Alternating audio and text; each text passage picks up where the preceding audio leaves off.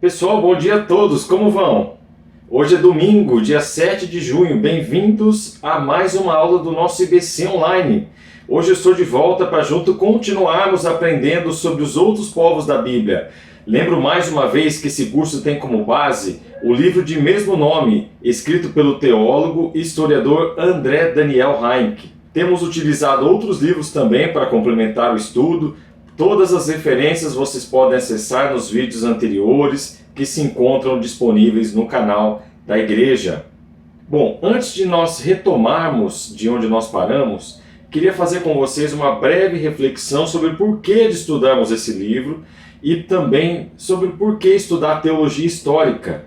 Sei que o assunto do momento é a pandemia e acredito que todos os pastores da nossa igreja têm endereçado muito bem essa questão nas pregações, trazendo palavras de exortação, motivação e sabedoria em meio a toda essa dificuldade. Gostaria que todos vocês vissem essa oportunidade, mais do que um mero escape, uma oportunidade para aprender algo novo e tão importante para melhor compreendermos os textos que estão ali no Novo e no Antigo Testamento.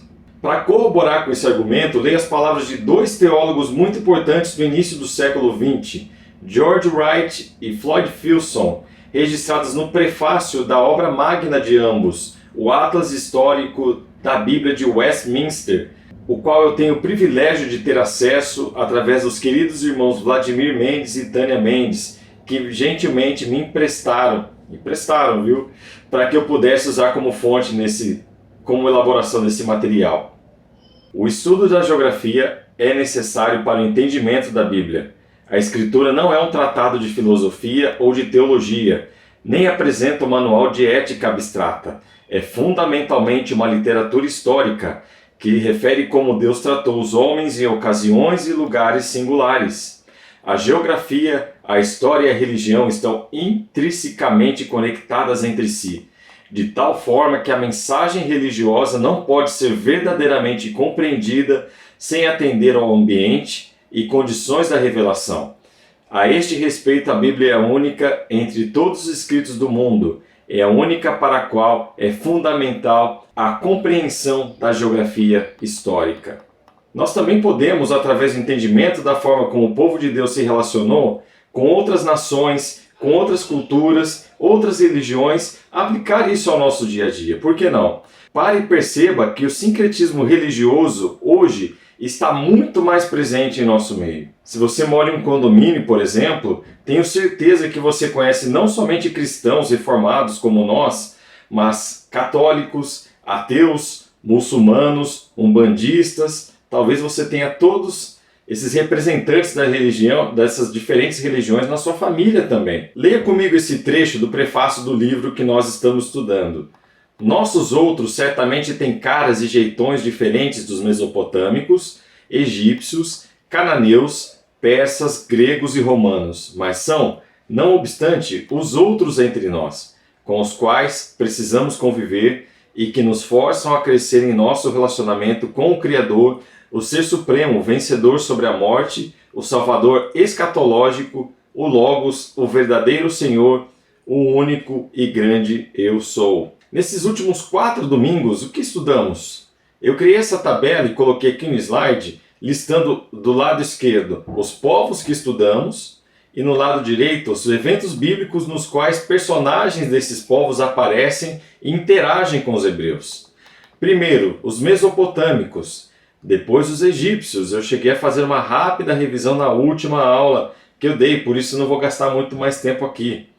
Falamos 2 semanas atrás sobre os cananeus, povos de várias etnias que moravam ali na região de Canaã e exerceram uma forte influência, mais negativa do que positiva, sobre os hebreus, influência essa que foi o principal motivo de Deus ter permitido que o reino de Israel fosse dividido em 2 e anos depois tomado tanto pela Síria, no caso do Reino do Norte, como pela Babilônia, no Reino do Sul. Por último, nós aprendemos com o nosso amigo André Nalim na semana passada sobre os persas.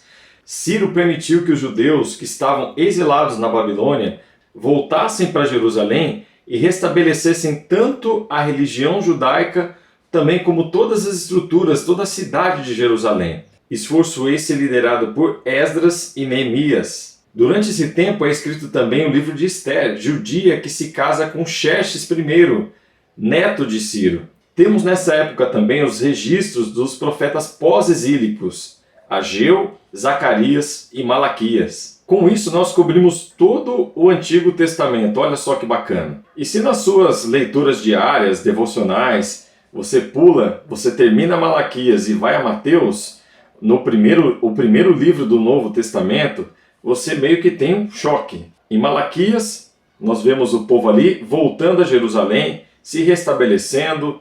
De repente você vê o povo judeu sob domínio romano, com uma série de facções que você nunca ouviu falar, os fariseus, os essênios, os saduceus, os zelotes, entre outros, falando línguas completamente diferentes das que usavam anteriormente.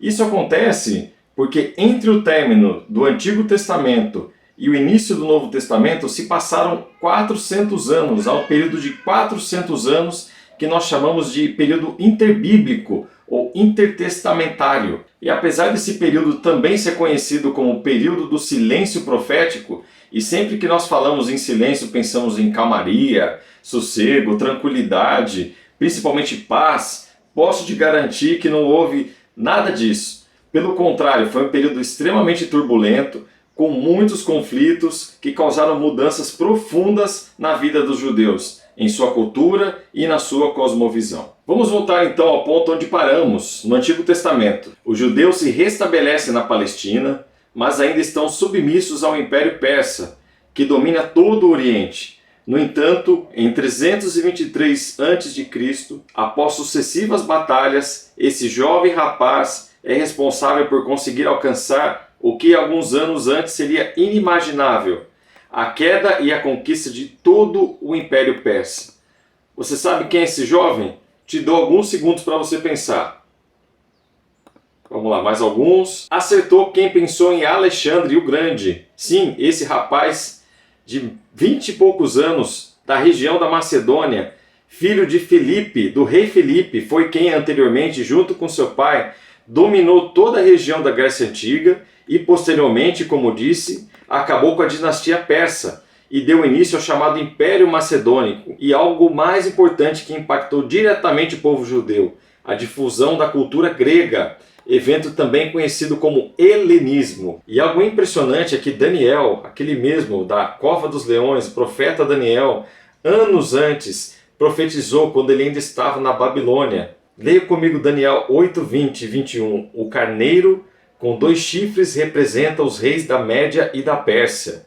O bode peludo representa o rei da Grécia, e o grande chifre entre os olhos dele representa o primeiro rei do Império Grego. Daniel voltaria a profetizar não somente sobre a queda do Império Persa, mas da consequente ascensão e queda do Império Grego e depois a ascensão do Império Romano, em Daniel 11. Você pode depois ler com um pouco mais de calma. Hoje, então, pretendo passar o restante desse tempo com vocês estudando um pouco sobre essa cultura que fascinou Alexandre, a ponto dele disseminá-la por todo o território conquistado e que teve grande impacto nos judeus, como já disse anteriormente algumas vezes, e é essencial para entender a religião judaico-cristã. Cultura esta que até hoje fascina pessoas e tem um mercado muito grande no cinema, na televisão, na literatura e até mesmo entre os aficionados por videogames, jogos eletrônicos. Se você acha que não, ou nunca se atentou para isso, eu coloco na tela alguns exemplos de como os gregos ainda causam fascínio na nossa geração. Estudar sobre os gregos em uma aula de 30, 40 minutos é algo praticamente impossível.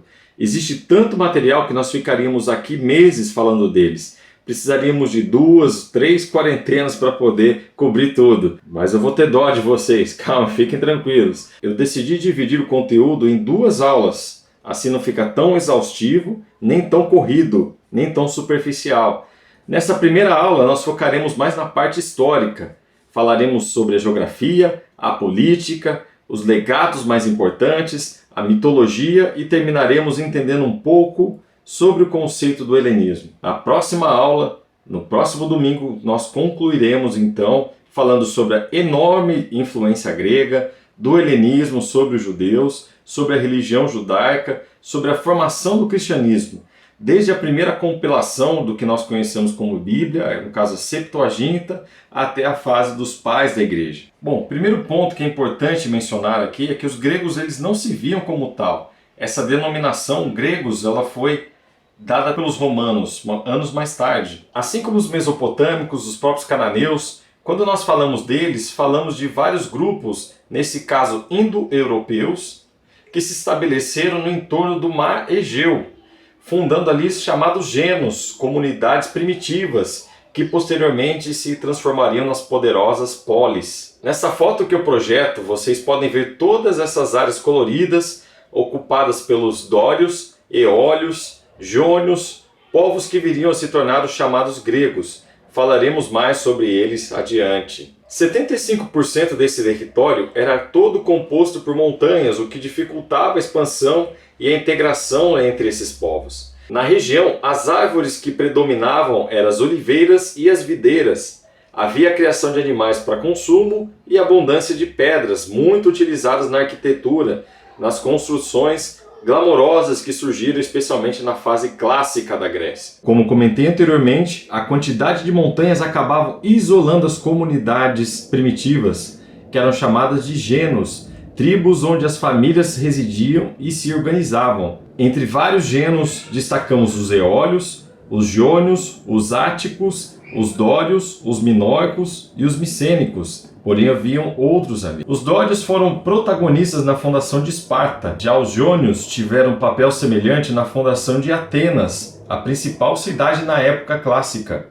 Destaco também Tebas e Corinto, a mesma para a qual o apóstolo Paulo posteriormente endereçou 3 cartas, quando havia se tornado importante polo comercial na época do Império Romano, e havia uma comunidade cristã presente ali. Os gregos também se tornaram colonizadores, competindo diretamente com os fenícios, cananeus, que se fixaram no litoral.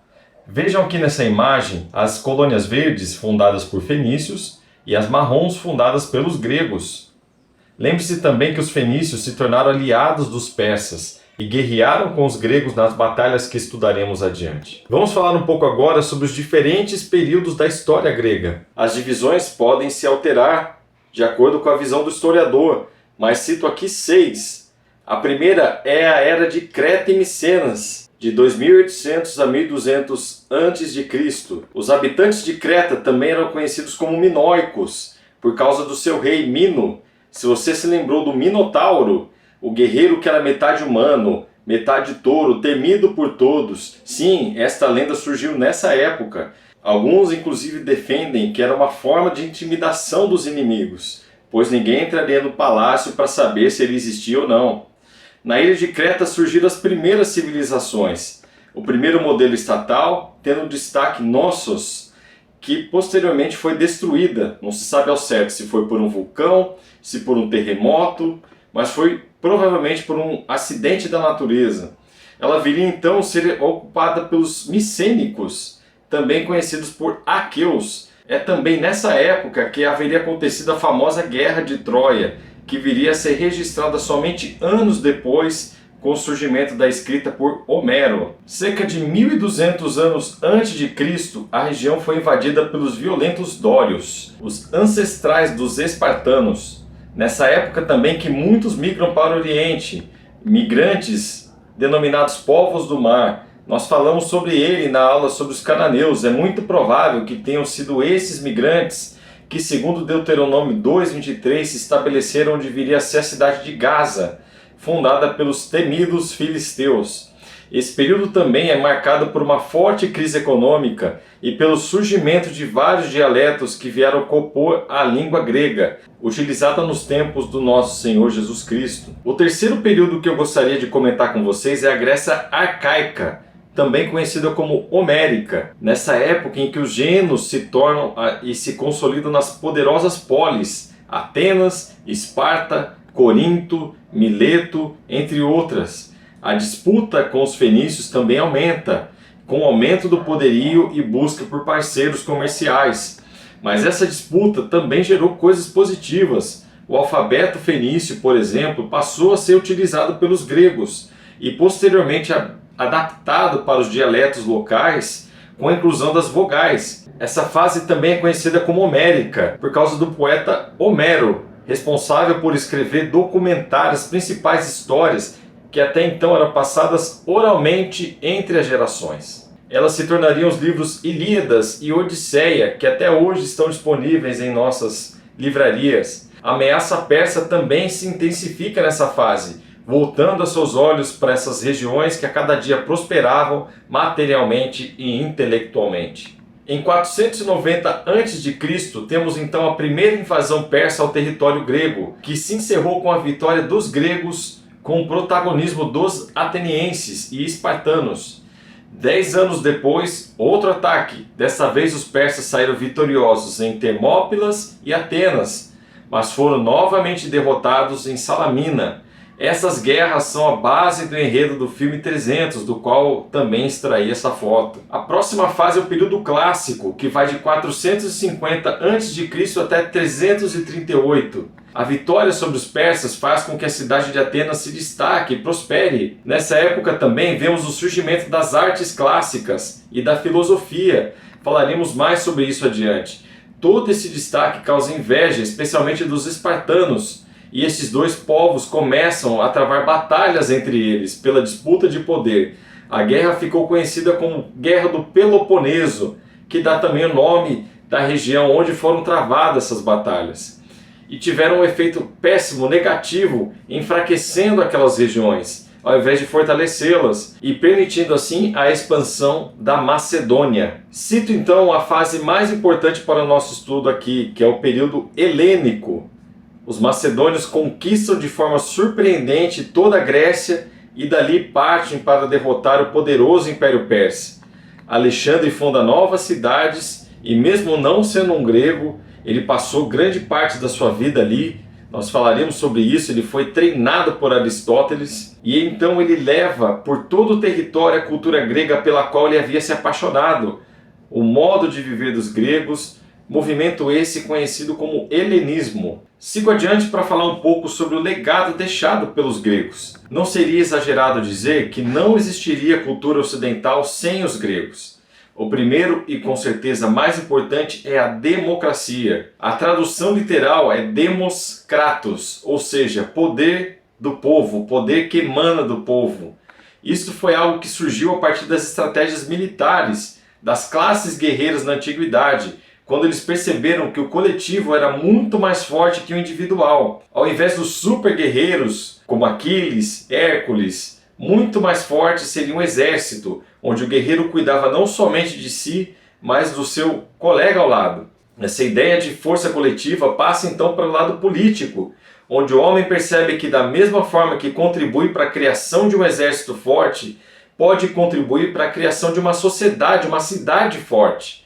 Surge então o conceito de cidadão e as decisões passam a ser compartilhadas, debatidas e votadas por todos os homens, que faziam parte de uma nova organização chamada Assembleia. Sabe o que é mais interessante? Sabe qual o nome grego para a palavra Assembleia? Eclésia, a mesma palavra utilizada, definida para a igreja e utilizada em todo o Novo Testamento. A igreja, tendo Cristo como cabeça, deveria funcionar como um corpo, como uma sociedade, onde todos deveriam participar ativamente dela, da mesma forma como participavam das assembleias. Outro legado muito importante deixado pelos gregos é a filosofia. Ela surge de forma gradual, lenta, atravessando as diferentes eras, fases da história.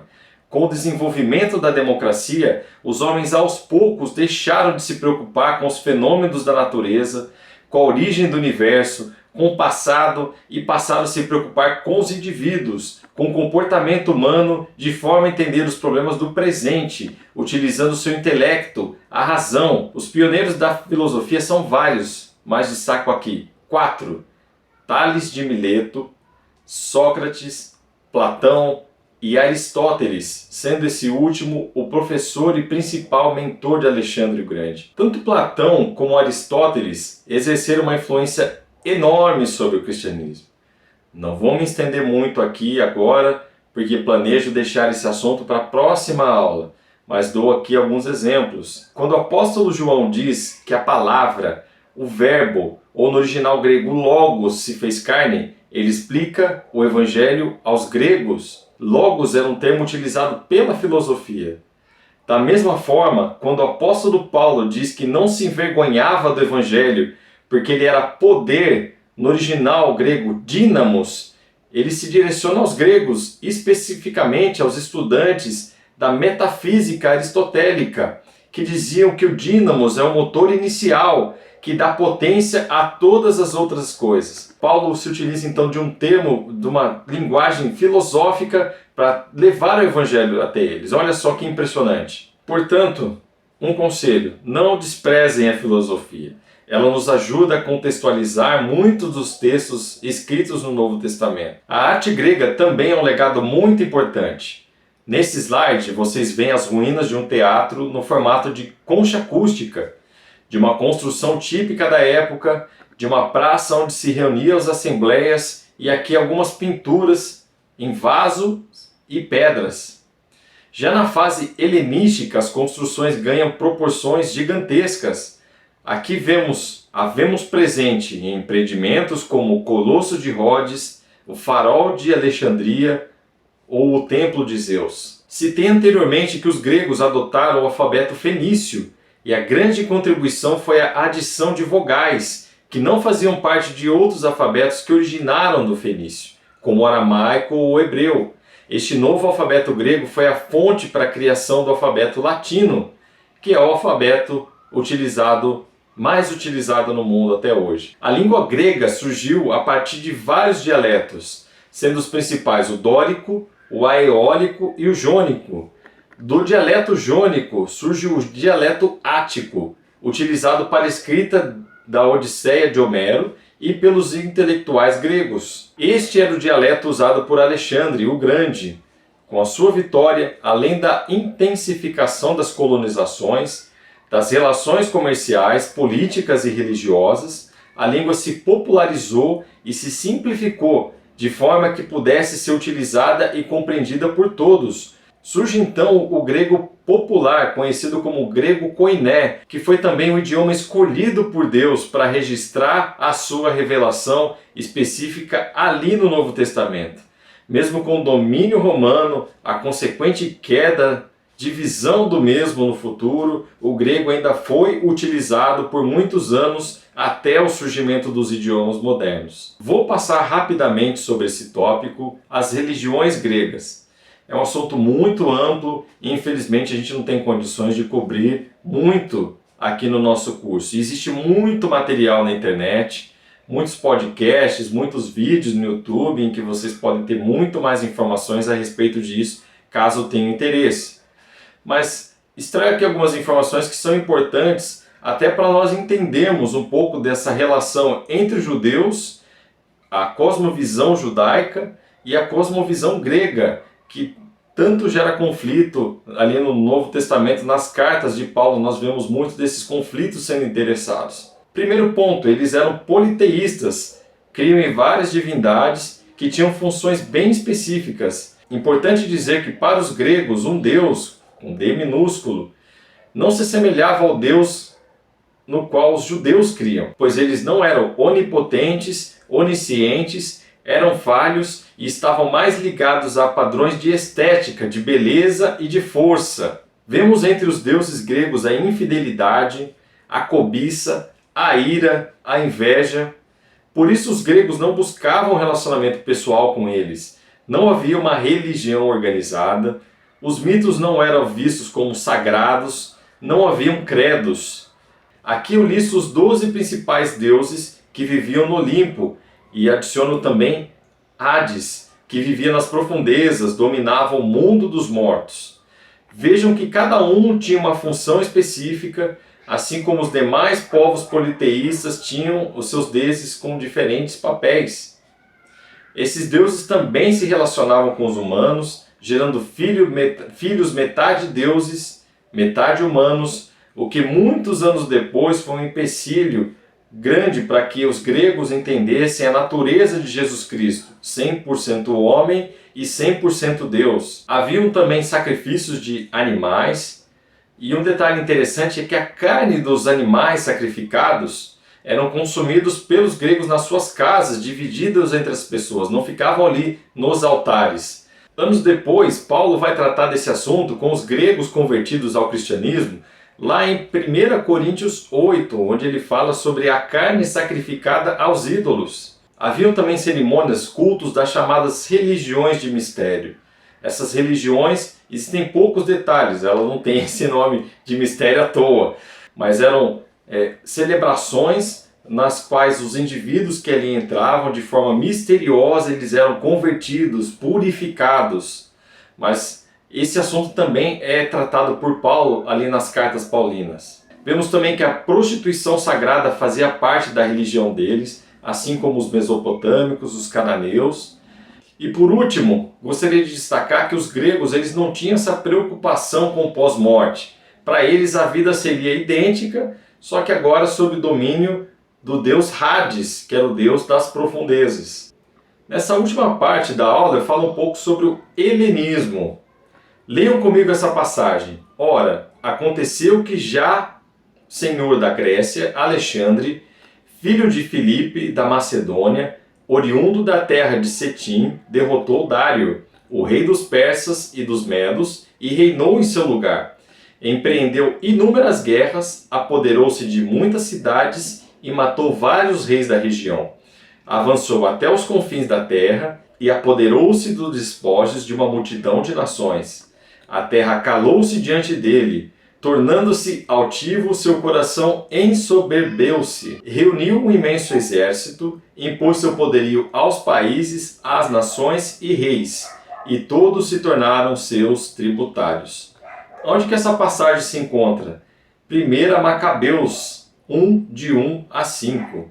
Esse livro de Macabeus foi escrito provavelmente por um judeu helenizado, ou seja, um judeu que foi integrado à cultura grega, que não falava mais o hebraico, falava o grego e que tinha se incorporado à cultura local. O livro de Macabeus ele não se encontra na Bíblia protestante, nem no cânon judaico original, mas ele faz parte do cânon da Bíblia católica. Por que isso acontece? A Bíblia católica ela tem como origem a Vulgata Latina, que é a versão traduzida da Septuaginta, que nós comentamos anteriormente, que é a primeira versão grega da Bíblia. Nós vamos entender mais sobre isso semana que vem. Fiquem tranquilos, nós vamos falar com mais calma sobre isso.